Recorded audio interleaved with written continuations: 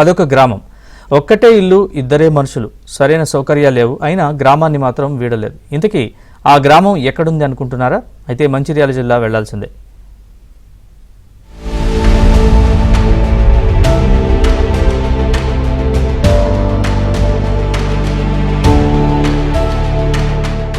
ఇది మంచిర్యాల జిల్లా బలరావుపేట పంచాయతీ పరిధిలోని జూబిగూడ గ్రామం.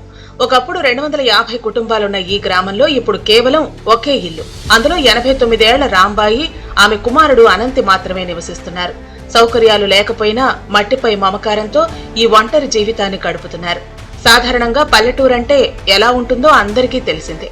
అయితే ఈ గ్రామం మాత్రం ఒకే కుటుంబంతో అరుదైన గుర్తింపును దక్కించుకుంది.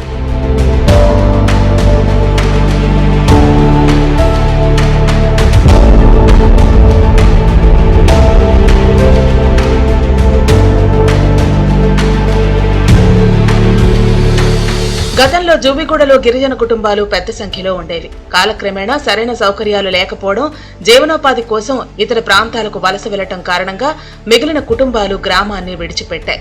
అయినప్పటికీ కుర్సింగ దాము కుటుంబం ఇక్కడే ఉండిపోయింది. అటవీ ఉత్పత్తుల విక్రయంతో పాటు వ్యవసాయం చేస్తూ ఇక్కడే జీవితాన్ని కొనసాగిస్తున్నారు. నాకు సరస్సు రాదు, నాకు బల్లపేట నుంచి వస్తుంది. అదేంటి నాకు తెలియదు.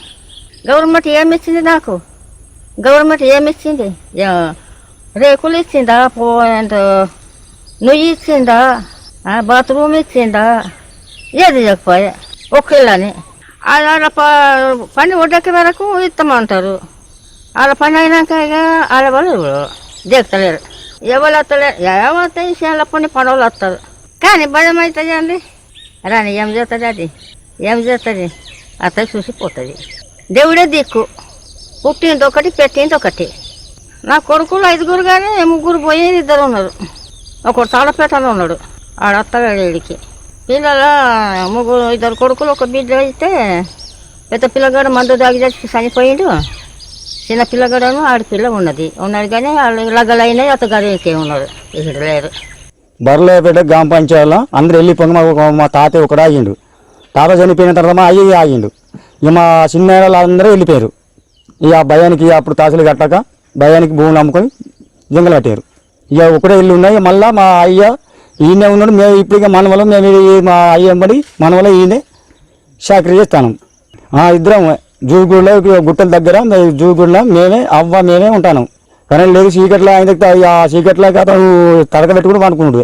వచ్చినా కానీ జంతువులు వచ్చినా కానీ ఇక 5 సపోర్ట్ చేసి లేదు. ఇక సపరేట్గా అంటుండే మలుసుకొని. 3 అన్నయ్యలు చనిపోయారు, 2 ఉన్నాం. ఇంకొక అన్నయ్య తాళాపేటలో ఉంటాడు. ఆయన రాడు. అవ్వని చూసినా కానీ తమ్ముడు చూసినా ఇంకా రాడు. గ్రామానికి సరైన దారి సౌకర్యం కూడా లేదు. కనీస సౌకర్యాలు లేకపోయినా ఈ ఒంటరి జీవితాన్ని ఎందుకు కొనసాగిస్తున్నారని అడిగినప్పుడు 89 ఏళ్ల రాంబాయి కళ్లు చెమర్చాయి. కన్నతల్లి లాంటి ఊరి మీద ఉన్న మమకారంతోనే ఎన్ని ఇబ్బందులు ఎదురైనా ఇక్కడే నివాసం ఉంటున్నామని తెలిపారు. జనగడపూర్ గ్రామం, మాకు ఇక్కడ సేను ఉన్నది. ఇది జువ్విగూడ అని ఉన్నది. నాడుసుంది ఉన్నోళ్ళే, పాప ఉన్నోళ్ళే కానీ వాళ్ళు ఇవ్వలేరు. వాళ్ళ అవ్వ వాళ్ళిద్దరే ఉన్నారు ఇప్పుడు. ఇక వాళ్ళ కష్టం ఇక మేమే వచ్చినప్పుడు పోయినప్పుడు చూసుడే కానీ వీళ్ళకి వచ్చేటోళ్ళు అయితే ఇక్కడ ఇవ్వలేరు. ఇక అంతే కలిసినప్పుడు వస్తాను పోతాను. అయితే కరెంట్ లేదు, ఏం లేదు. వీళ్ళకు పోతే ఆడుకోవాలి. వీళ్ళకు అడిగి జంతువులు వచ్చినా మొన్న పులి వచ్చింది అన్నారు. ఇక అన్ని వచ్చినా కూడా వాళ్ళకి పాపం ఇవ్వలేరు. అదే గుడిసే అట్లనే ఉంటారు. వాళ్ళ ఇంటికి వస్తే ఘోరం ఉంటుంది.